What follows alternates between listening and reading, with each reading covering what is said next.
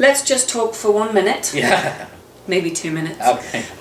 This is one of my favorite topics. Yeah, go ahead. So, please, I would love to. Yeah, please talk to everybody today about the importance of water.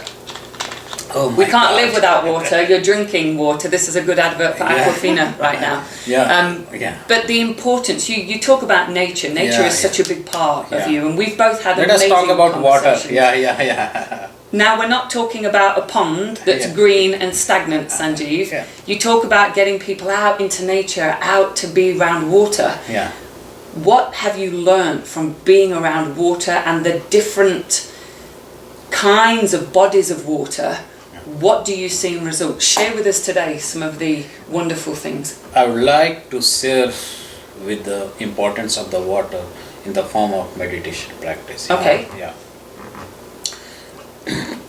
Water carry the maximum negative ion. First of all, we should know. Okay. Like the way I'm drinking the water. Okay. So I have to witness of the water, which is very important. Witnessing means deep observation without labeling, with no judgment, So as soon as I'm going to witness the water, it means I'm putting the drop of water into my mouth, and it is going inside, and definitely it will heal my soul. Why? Because I'm aware, I am mindful. I'm not living with the mind.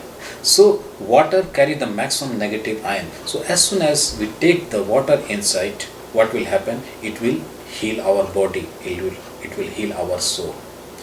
Let us talk about the another part of the water.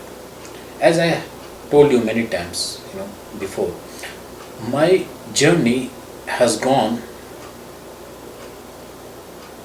million times ahead into my life. The more I connected with the water, I lived on the bank of ocean, river, mountain. I have never read any kind of the book connected with spirituality, mindfulness, this, So the water has brought great transformation into my life, So the more I connect with the water, the more it will help us to dissolve all kinds of the useless and unwanted thoughts. Why? Because as soon as we connect with the water, the whole the whole water will connect with our physical body, and invisibly it will start moving inside, and we become the water, and water has become us, But it depends on us how we are witnessing it, how we are an observer, witnesser, watcher. So the more you are alert and aware, you will notice that the water is started moving inside. But we need to be alert, we need to be mindful, we need to be relaxed. So that is the beauty of water. Not only that, when we go, as you said, you go to the river, I go to the river. So the more we go to the river, automatically we are getting powerful, wonderful and awesome thoughts, automatically. Why? Because we are connecting with the river, with the water, So the water, when we take the breeze of the water, it will go inside, it will declutter, dissolve all kinds of the useless and unwanted thought which we are carrying, So that's what we need to connect with the water. And the same thing happens in the swimming pool also, Why do we go to the swimming pool? It's very simple, it's totally scientific. We feel more relaxed, rejuvenated, recharged, as soon as we come out of the swimming pool. So as soon as we go to the swimming pool, all kinds of the thoughts, useless thought getting dissolved. And we are recharging ourselves, we are moving ourselves, we are attracting fresh energy from the water. And the water has become me, and I become the water. And the maximum body part is filled with the water. 60% of our body part is filled with the water. But we need to witness it, we need to aware of it. And that's what the poet. There's so many just in what you said there. I mean, to highlight some things, if people are like, okay, well, what can I do? What can I do?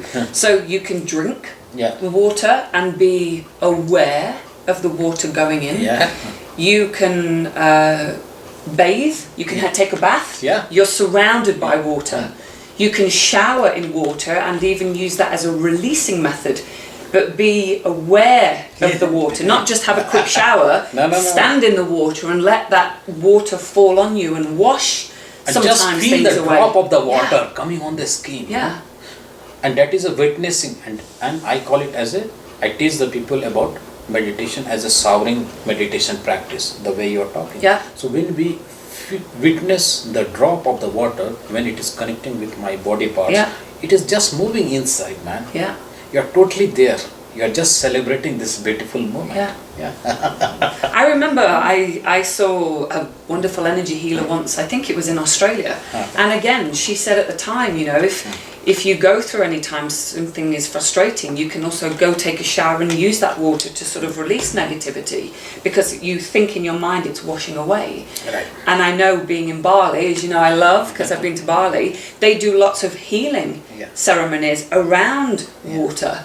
So I mean, it's such a powerful thing that we have access to, and if we look at water, that's good, but if we can get our feet in the water, you know, that again is even better. Much more better. So, but even if we can't get in the water, That's Sanjeev, okay. to sit and look at water, I mean, we right now are in Calgary, but I mean, in the whole of Canada, in the whole of the world, we're surrounded by water everywhere.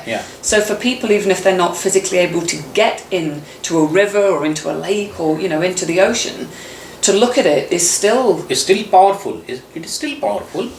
So let me ask you a question. Let me interrupt you for 1 second, because again, I think you're going to have something good to say.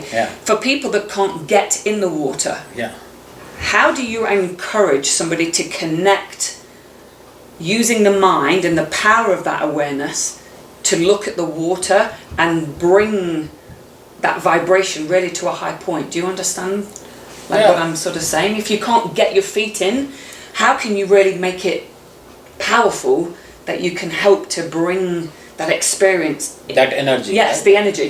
The energy from the water. It doesn't, I can say, we don't need to go into the water. Okay.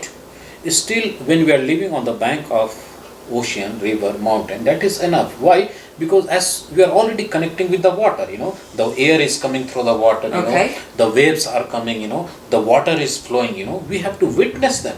So when you witness the flow of the water in the river, you know, what will happen? You are totally present, you are totally aware. You are not lost or trapped into the mind, into the ego. You are totally there. You are totally there. You are totally watching it, you know. You are alert, aware and conscious of it. Because you are a watcher, you are an observer. You are not getting lost into the thought of the past or the future. So you are totally there. So you become the water, and water has become you. Only the wall is there. But even there is no wall. It is the way we are looking, there is a wall. But how can it be there is a wall? No, there is no wall. Why? Because we are already there. We are already there. And that's the beauty of it. And then we can merge with the water. Even we are not going into the water. But that is enough. So we can use the water, that meditation gap, that mindfulness, and really enhance the productivity. That productivity. Again, you go back to productivity in the workplace.